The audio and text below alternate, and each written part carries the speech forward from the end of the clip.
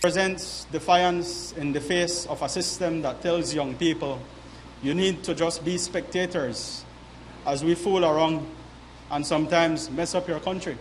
Agenda for Now, a vision for youth and culture development, was launched to the public on Saturday morning at the Image Factory in Belize City. The proposal was made by the Belize Youth Movement, the youth arm of the People's United Party, and seeks to promote youth empowerment, art and culture advancement, and national development. A youth himself, the current P.U.P candidate for Orange Walk East, addressed the gathering. The People's United Party recognizes that our young people are the nation's most important resource, and that while they represent the future of Belize, they must be treated as critical partners in today's development.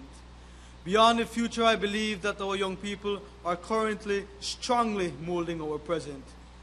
We ask for equality, for a voice, for representation. The P.U.P is committed to unlocking the full potential of our young people so that they could directly contribute to our nation's political and socio-economic development at the community, neighborhood, and national level.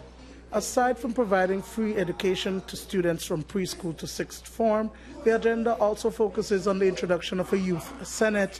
But for artist Katie Usher and former president of the National Institute of Culture and History, Yasser Musa, art and culture remain neglected. How do we develop a culture of art activism that will connect to the responsibility to build up our society? How do we align the power of youth with the work of culture and education to design and create a new, progressive, democratic destiny that is infused with the particles of your dreams, the particles of your hopes and your desires? Think about this. Cultural production makes a world. Cultural production makes a world. Your world, the youth world, the music, the art, the poetry, the video, the web, the writing, the education. The first blow to culture was the rigid and sustained neglect of culture workers and consequently Belizean culture by the current administration.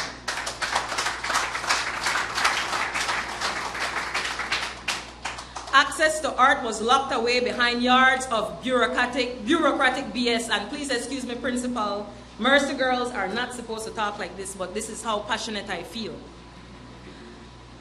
And of course, they changed chips. The new focus was to develop a carnival product. So here we are again, like in our past when we pretended at Englishness. Later then we pretended at United States of Americanness. Now pretending at Jamaicanness and Trinidadianness.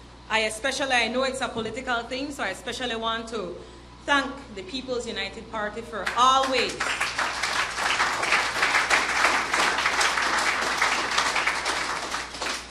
providing a space for youth, for education, for sports, and for culture. All of these things are key to me. P.U.P party leader Francis Fonseca was himself a BYM leader before becoming Freetown era rep and now party leader. He says that it is a bold, progressive agenda that will help to give the youth a voice.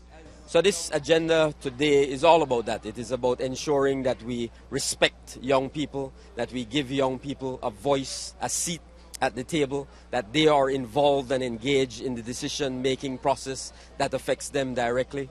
That is critically important, that we are saying to them, listen, these are our plans, but you are a part of that planning process. You need to be involved and engaged at every level of our governance in our country.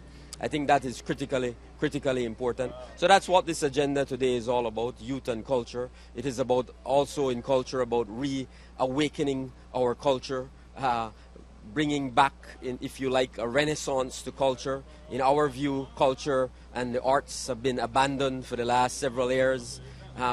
We need a revolution, another revolution in arts and culture.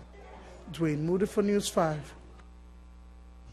There are two recent immigration incidents over which there is rising concern.